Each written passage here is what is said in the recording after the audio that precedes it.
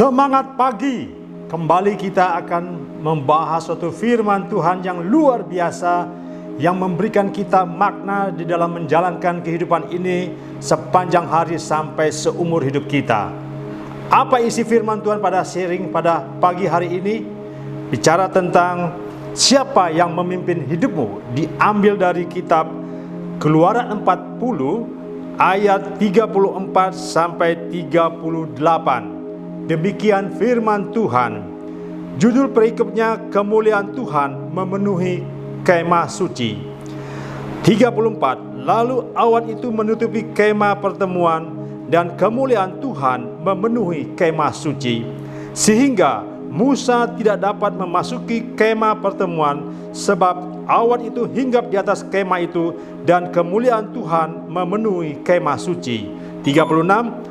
Apabila awan itu naik dari atas kemah suci, berangkatlah orang Israel dari setiap tempat mereka berkemah. Tetapi jika awan itu tidak naik, maka mereka pun tidak berangkat sampai hari awan itu naik.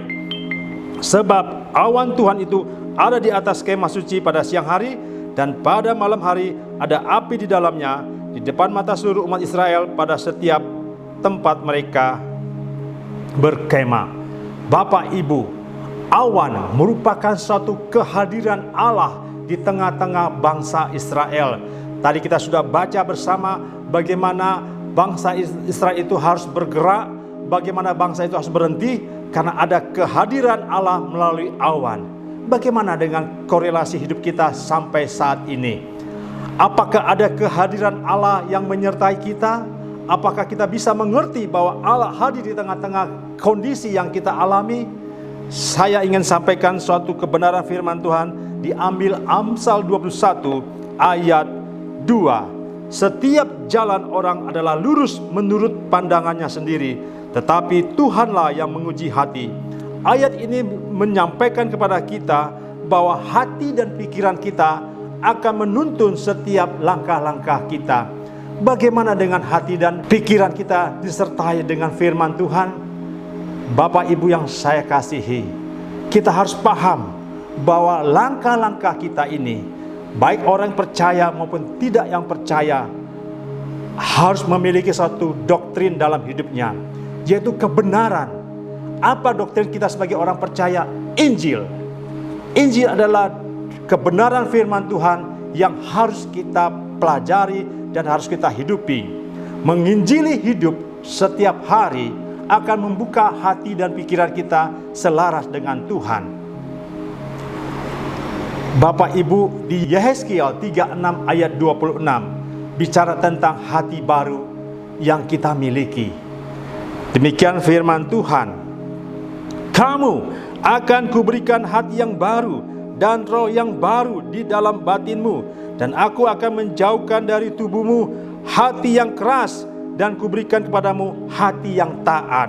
Rohku akan kuberikan diam di dalam batinmu, dan aku akan membuat kamu hidup menurut segala ketetapanku, dan tetap berpegang pada peraturan-peraturanku dan melakukannya. Bapak Ibu, dengan hati yang baru, roh yang baru, saat kita menyadari Injil berkata bahwa Yesus sang pengharapan itu, Yesus Allah penuh kemuliaan itu turun ke dunia untuk memberikan kita suatu pengharapan di dalam menjalankan kehidupan ini. Dia mati dan dia bangkit. Bicara tentang kematian adalah kehidupan lama kita dikuburkan bersama-sama dan dibangkitkan bersama-sama dengan hati yang baru dan roh yang baru, sehingga kita dimampukan memiliki hati dan pikiran Kristus dalam menjalankan kehidupan ini. Ada suatu wawancara yang diberikan kepada dua orang pelamar untuk masuk suatu pekerjaan. Masing-masing dites, masing-masing diuji kecakapannya, kemampuannya. Tetapi hasilnya dua-duanya tidak berhasil, tidak diterima dalam pekerjaan tersebut. Tapi yang membuat ada perbedaan, orang pertama itu menghadapinya dengan tenang, bahwa dia berkata, suatu saat nanti saya akan berhasil. Kalau saya akan coba lagi, pasti Tuhan menyertaiku dan aku akan berhasil. Dia tahu bagaimana dia menjalani hidup ini di tengah kondisi yang dia alami. Tetapi orang yang kedua, dia menggerutu dan dia berkata, capek, sudah. Saya sudah berusaha, saya sudah melakukan, tapi gagal lagi. Kalau dalam bahasa Jawanya, gagal maneng lagi. Dia putus asa dan mungkin dia mengalami depresi. Bagaimana orang pertama itu bisa menyingkapinya? Dia tahu, dia punya makna bahwa siapa dirinya. Orang yang menyadari bahwa hidupnya ini adalah bagi dan untuk kemuliaan Tuhan, dia tidak akan takut. Itulah yang akan kita alami Bapak Ibu. Kematian dan kebangkitannya mengajarkan kita bahwa kita dimampukan untuk mentaati setiap firman yang disampaikan oleh Tuhan melalui Injil.